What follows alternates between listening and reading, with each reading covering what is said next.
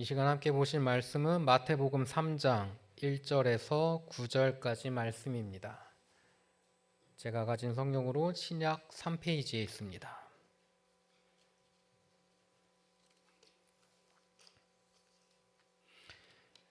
마태복음 3장 1절에서 9절까지 말씀, 저와 여러분의 순서로 교독하겠습니다.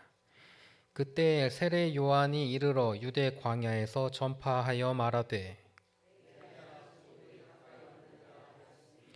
그는 선지자 이사야를 통하여 말씀하신 자라 일렀으되 광야에 외치는 자의 소리가 있어 이르되 너희는 주의 길을 준비하라 그가 오실 길을 곧게 하라 하였느니라.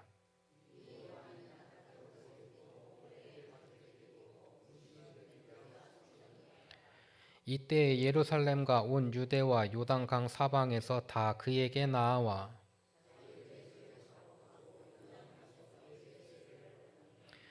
요한이 많은 바리새인들과 사두개인들이 세례 베푸는 데로 오는 것을 보고 이르되 독사의 자식들아 누가 너희를 가르쳐 임박한 진노를 피하려 하더냐.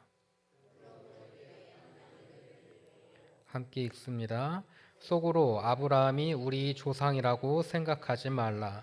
내가 너희에게 이르노니 하나님이 능히 이 돌들로도 아브라함의 자손이 되게 하시리라. 아멘. 오늘 이 시간 주님께서 주시는 말씀의 은혜를 사모하며 모인 여러분에게 주님께서 크신 은혜와 축복을 함께 하실 수 있기를 간절히 축원합니다. 오늘은 대림절 첫 번째 주일입니다. 대림절이 무슨 날입니까? 예수님께서 오시는 날을 기억하고 준비하며 성탄이 오기 전 4주간 동안 우리가 절제하며 지키는 절기입니다. 대림절은 이미 오신 주님을 기억하며 다시 오실 주님을 바라보고 오늘을 준비하는 시간이지요. 아무런 준비도 없이 맞이하게 되는 성탄절은 그저 365일 1년 중에 그냥 빨간 날일 뿐입니다. 하지만 오늘 우리가 예수님 오시는 것을 기억하고 기도와 말씀으로 준비하게 될 때 이번 성탄절이 내 인생의 방향을 바꾸는 은혜의 날이 될 수 있을 줄 믿습니다. 이번 대림절이 그리고 다가오는 성탄절이 우리 모두에게 그런 특별한 은혜가 함께하는 시간이 되기를 간절히 축원합니다. 오늘 우리가 함께 살펴보고자 하는 인물은 누구입니까? 바로 세례 요한입니다. 그는 누구입니까? 오늘 말씀에서 기록하기를 그는 예수님이 오시기 전에 예수님께서 가실 길을 미리 준비하는 사람이다 라고 기록하고 있지요. 이스라엘은 구약의 마지막 선지자 말라기 이후로 400년 동안 하나님의 음성을 듣지 못했어요. 선지자도 없었고 예언자도 없었고 고통받고 있는 가운데서도 하나님께서는 그들에게 구원의 역사를 보여주지 않으시니 400년 정도 되면은 하나님께서 우리를 버리셨는가 보다. 하나님께서 능력이 다 하셨는가 보다.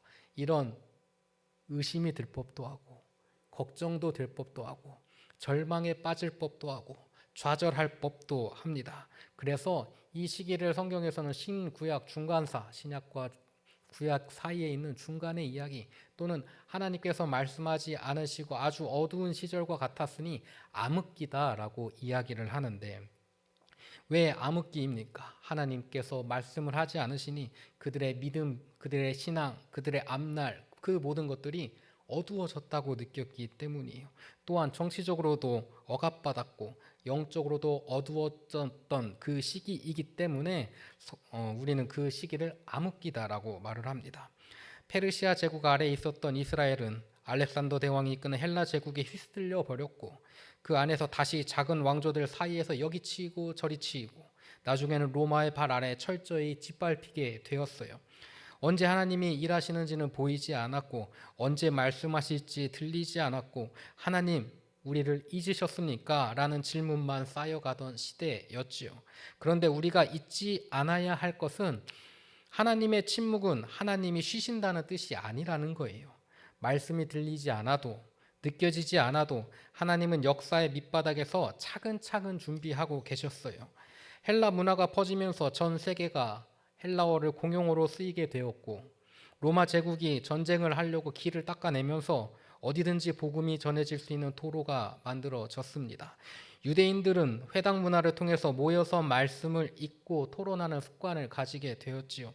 인간이 볼 때 사람의 눈으로 볼 때, 인간의 생각으로 볼 때 이 시대는 어두운 시대였고 암흑에 빠져 있는 시대였지만 하나님의 입장에서 보면은 복음이 전해지기 좋은 환경이 완성되어 가고 있는 순간이었어요. 그리고 정확히 때가 되었을 때 광야에서 한 사람이 일어나 외치는 겁니다. 그 사람이 바로 오늘 우리 함께 묵상한 세례 요한이에요.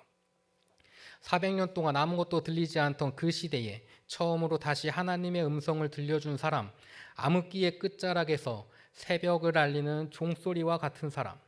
어쩌면 요한은 인류 역사상 가장 먼저 대림절을 지킨 사람이라 말할 수 있을지도 모릅니다. 그는 주의 길을 준비하는 자이며 주님 오실 길을 곧게 만드는 사람이었어요. 하나님의 선지자들은 어떤 사람입니까? 하나님의 말씀을 전하는 사람이지요. 말씀대로 행하던 사람이기도 합니다. 말씀과 행동이 동떨어진 것이 아니라 말씀대로 행동하고 말씀이 그의 행함의 바탕이었어요. 세례 요한은 그의 외침처럼 주의 길을 준비하는 사람이었다는 거지요. 오늘 주님의 길을 준비했던 세례 요한의 모습을 통해서 다시 오실 주님의 길을 준비하는 저와 여러분이 어떻게 살아야 하는가, 어떤 마음을 가져야 하는가, 이 대림절 기간 우리는 무엇을 가지고 어떻게 준비해야 되는가를 함께 나눌 수 있길 바랍니다. 먼저 세례 요한은 오늘 뭐라고 말하냐면요. 여러분 회개하십시오. 천국이 가까이 왔습니다. 이렇게 고백합니다. 이렇게 외쳐요. 주의 길을 준비하는 것은 회개에서부터 시작되기 때문입니다. 주님은 하나님의 독생자이시죠. 거룩한 하나님입니다. 그러므로 주님을 맞이하기 위해서 죄인된 인생은 회개하고 거룩한 심령으로 주님을 만날 수 있어야 하지요. 그의 이야기를 들은 많은 백성들이 나와서 자신의 죄를 털어놓고 회개하기 시작합니다. 그리고 회개에는 합당한 삶의 열매가 있어야 하기 마련입니다. 입으로만 하는 회개에는 아무런 의미가 없어요. 행함이 없는 믿음은 죽은 믿음이듯이 삶의 열매가 없는 회개는 죽은 회개일 뿐이에요. 회개하라의 원문은 방향이 바뀌다라는 단어와 생각과 마음이라는 뜻이 합쳐진 합성어예요. 즉 회개는 그저 눈물 흘리고 죄송하다고 말하는 감정의 표현이 아니라 마음의 방향, 인생의 방향을 통째로 바꾸는 것을 의미하지요. 내가 지금까지 따랐었던 가치, 내가 붙들고 살았던 삶의 기준, 내가 중요한 줄 알고 쫓던 그 모든 것들 이제는 다 내려놓고 무엇만 보고 가겠습니다. 내가 하나님만 보고 가겠습니다. 이렇게 하는 고백이 바로 회개의 시작이에요. 이 시간 예수님이 오실 그날을 기억하고 준비하며 먼저 우리가 우리의 죄를 고백할 수 있길 바랍니다.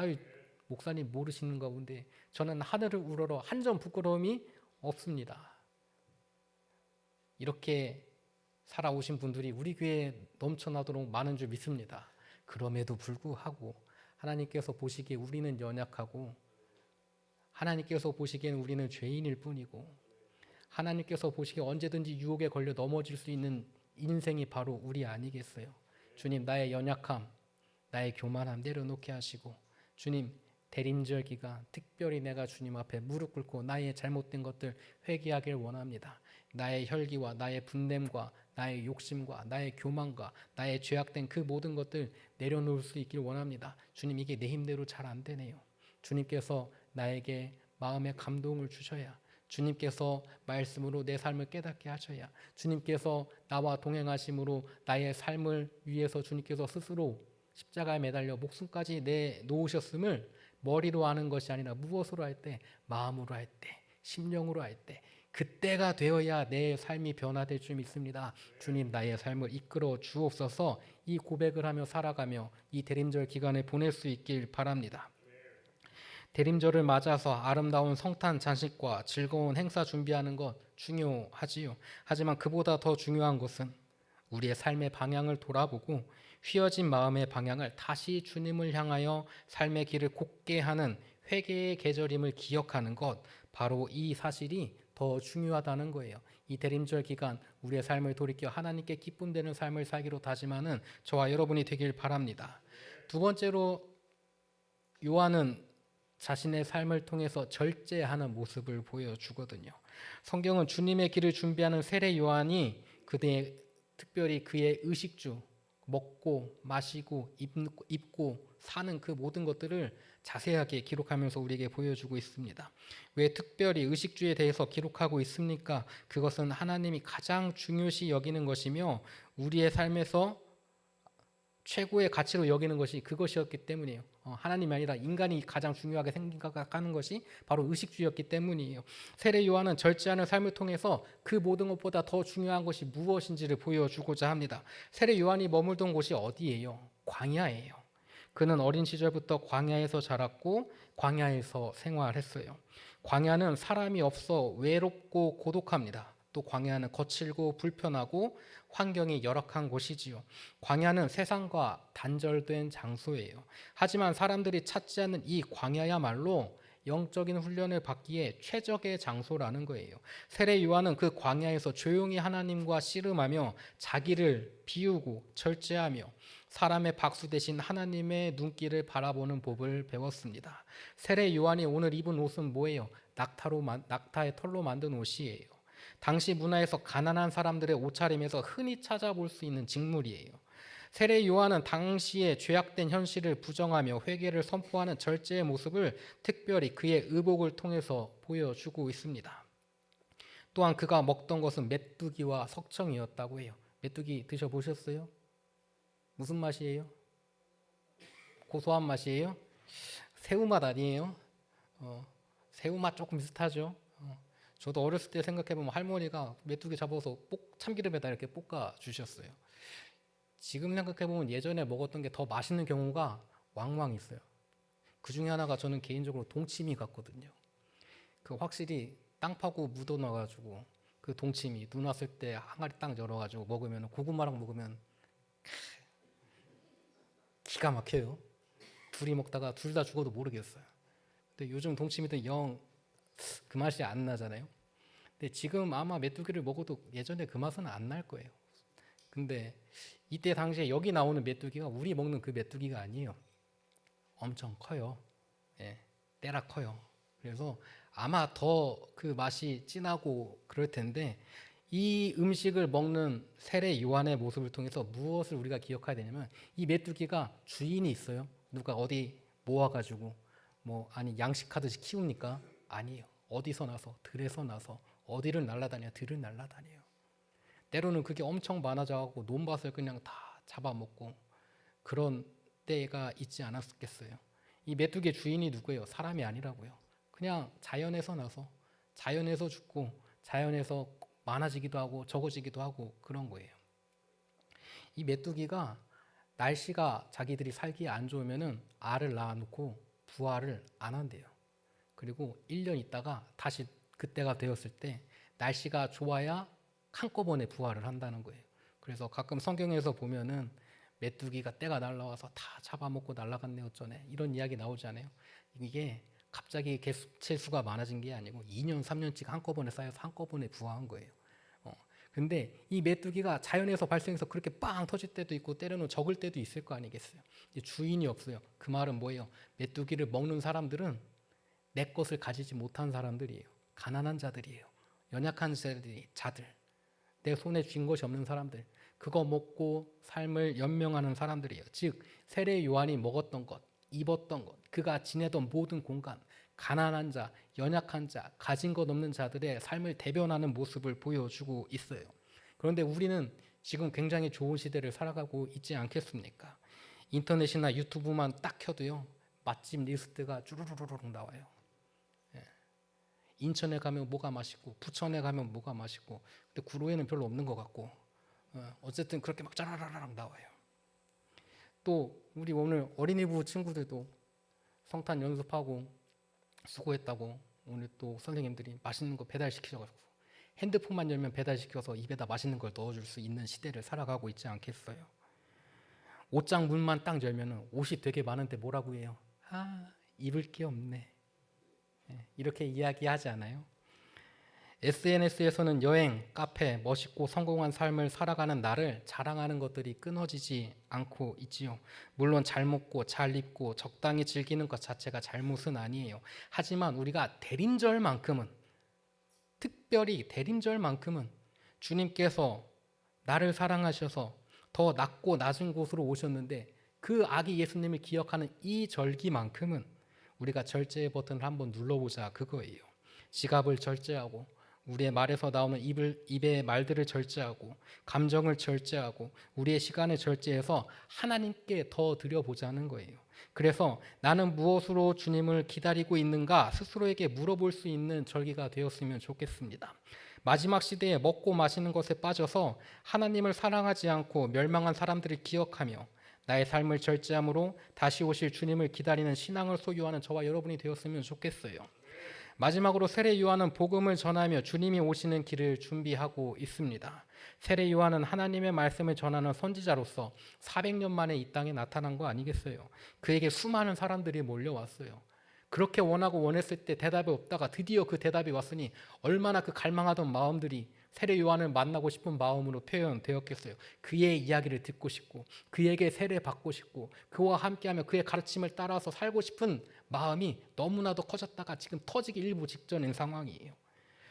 많은 사람들에게 그렇게 둘러싸여서 그의 가르침을 듣고자 많은 사람들이 모였으니 아마도 이 세례 요한은 잘못하면 교만에 빠졌을 수도 있을 거예요.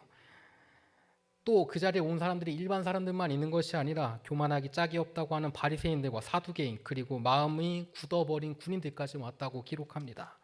세례 요한이 그들을 독사의 자식이라고 꾸짖어도 그들은 끊임없이 세례 요한 앞에 나와왔어요. 그의 인기가 하늘을 치솟았을 때 그는 그 자리에서 교만하지 않았습니다. 오히려 겸손하게 예수 그리스도의 복음을 전해요. 주님의 길을 준비하라고 외치며 나보다 능력이 많으신 주님께서 오실 것이다. 그분은 성령과 불로 세례를 주실 것이며 심판하시는 하나님이다 라고 전하고 외치고 선포하는 거예요. 당신들이 대단한 사람이라고 떠받드는 나조차 주님 앞에서는 아무것도 아니다는 거예요. 나는 주님의 신발을 들기조차도 부족한 사람이다. 우리에게 오실 그분만이 진정한 하나님의 아들이시고 주님이시며 구원자이시라는 거죠. 이렇게 세례 요한은 복음을 전하며 주님을 기다립니다. 이렇게 그는 그저 가만히 멈춰서 주님 오실 날을 기다리는 것이 아니라 복음을 전하는데 그의 삶을 쓰며 시간을 쓰며 정열을 쓰며 모든 것을 내어놓고 그에게 맡겨진 사명을 감당하는데 부족함이 없는 삶을 살아갔어요. 우리 또한 복음과 예수 그리스도를 전하는 데 힘쓰고 성탄의 주님, 재림의 주님을 기다리는 요한과 같은 삶을 살아갈 수 있길 바랍니다. 주의 길을 준비한 세례 요한은 이 땅에 회개하라는 선포와 함께 주의 길을 준비했지요. 먹고 마시는 세상에 빠져있는 사람들 가운데서 절제하는 삶을 보여주며 주님의 길을 준비하는 삶을 보여줍니다. 복음을 전하며 주의 길을 준비하는 그에게 주님께서 오셨어요. 그리고 예수님께서 그에게 세례를 받는 놀라운 은혜를 경험하게 됩니다. 요한은 주님 오실 날을 준비하여 이런 영광의 시간을 가질 수 있었어요. 우리 교회도 성탄을 준비하는 마음으로 기다려 주님 오시는 날 우리의 삶의 기쁨과 영광이 넘치길 간절히 바랍니다. 이 대림절이 끝날 때쯤에 성탄이 끝날 때쯤에 그저 우리 삶에 그저 지나간 날이 되는 것이 아니라 주님을 더욱 깊이 만나는 시간이었다. 이런 고백이 저와 여러분의 입술의 고백이 되어야 하지 않겠습니까? 주님 특별히 이번 대림절, 이번 성탄을 통해서 나에게 오시는 주님을 만나게 하시고 그걸 통해서 내 삶에 더욱더 은혜가 넘칠 수 있기를 간절히 바랍니다. 올해 송구영시 때는 부디 우리가 모두 그런 고백을 할 수 있기를 간절히 축원합니다. 다 같이 기도합니다. 사랑과 은혜가 풍성하신 하나님 아버지 감사합니다. 대림절을 보내며 우리의 삶이 경건과 묵상으로 충만하길 원합니다. 우리의 흔들리는 마음을 주님 붙잡아 주셔서 오실 주님을 기대하며 믿음으로 준비하는 자녀들 될 수 있도록 인도하시고 역사하여 주옵소서. 이 땅에 구원을 선포하시는 주님의 기쁜 소식으로 우리의 마음에 기쁨이 가득 차길 원합니다. 우리의 삶의 주인 되시는 주님과 함께하게 인도하셔서 삶의 이유, 삶의 기쁨, 삶의 목표가 주님을 통하여 성취됨을 깨달아 알게 하여 주옵소서. 온전히 주만 따르며 주님 말씀에 순종하며 나아가는 우리 아름다운 공동체 될 수 있도록 함께 하시고 역사하여 주옵소서. 사랑이 많으신 예수 그리스도의 이름으로 기도드렸습니다. 아멘.